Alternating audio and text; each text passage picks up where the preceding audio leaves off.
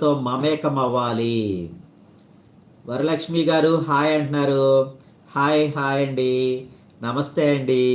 Thank you thank you thank you very much. నమస్తే చెప్పు, నమస్తే చెప్పు, నమస్తే చెప్పు. నమస్తే అందరికీ నమస్తే. ఓకే. కొడాలి దివ్య గారు హాయ్ అండి.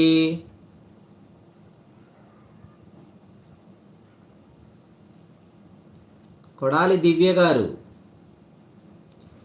దీనికి మాకు ఏదో సంబంధం ఉంది.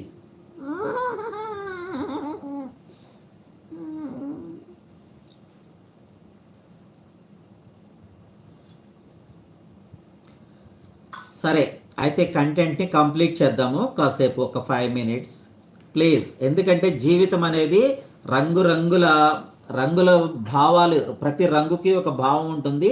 ఆ భావాలు మనకి భావజాలంతో ముందుకు సాగిపోవాలి, ప్రవహించాలి. జీవితం అలుపెరగని ప్రయాణం. ప్రతి మజిలీలోనూ ఆనందంగా సాటి ప్రయాణికులతో మమేకం కావాలి. ప్రతికూల పరిస్థితుల్లో సైతం ఎదురు నిలవాలి. ఎదురు నిలిచి పోరాడి గెలుపుకు సాధించడమే జీవితానికి లక్ష్యం కావాలి. కాబట్టి ప్రతి ఒక్కరు కూడా జీవితంలో కష్టం వచ్చిందని ఎప్పుడూ ఇబ్బంది పడకూడదు. కష్టం వచ్చినా సరే కష్టం తాలూకు ఆ ఇబ్బందిని పక్కకు నెట్టి దానికి ఎదురు పోరాటం చేసి ఎదురు నిలిచి నిలబడాలి. ఓకేనా?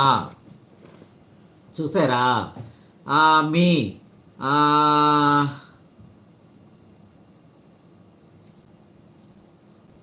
మా పాప చాలా బాగా నమస్కారం చేస్తుందండి.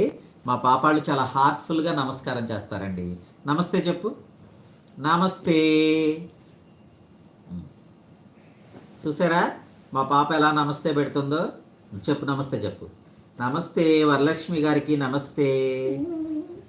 థ్యాంక్ యూ, మీరు మాకు కామెంట్ ఇచ్చినందుకు థ్యాంక్ యూ వెరీ మచ్. చెప్పు.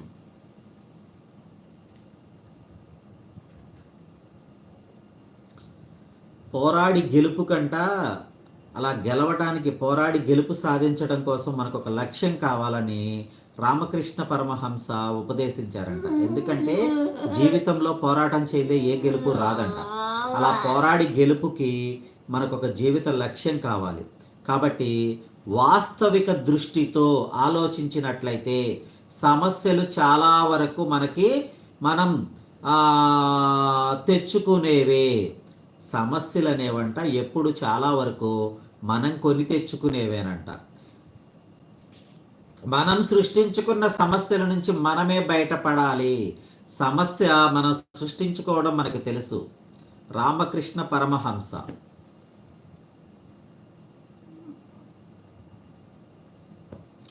సరే, వాస్తవిక దృష్టితో ఆలోచించాలన్నమాట ఇవన్నీ కూడా.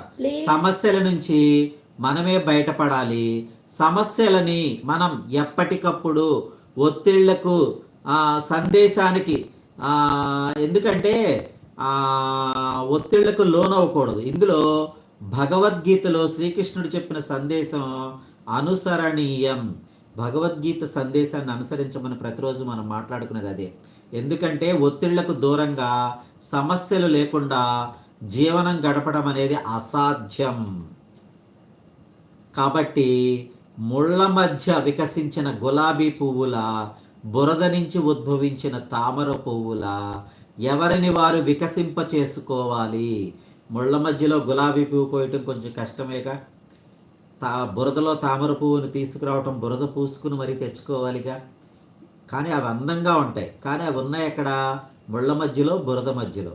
కానీ ఆ అందాన్ని మనం కావాలి అనుకుంటే అవి మనం పూసుకోవాలి కదా. కాబట్టి వాటిని మనం తామర పువ్వుల ఎవరిని వారు వికసింప చేసుకోవాలి. కాబట్టి మనం ఆ మట్టిని కడుక్కుని ఆ ముళ్ళు గుచ్చుకున్న వాటిని తీసి జాగ్రత్తగా ఆ పువ్వుల యొక్క ఆస్వాదన మనం పొందాలి అంటే అవి కంపల్సరిగా మనకు కావాలి. కాబట్టి జీవన పథాన అలుపెరగని లాగా పురేగమించాలి. జీవన మాధుర్యాన్ని నిరంతరం ఆస్వాదించాలి.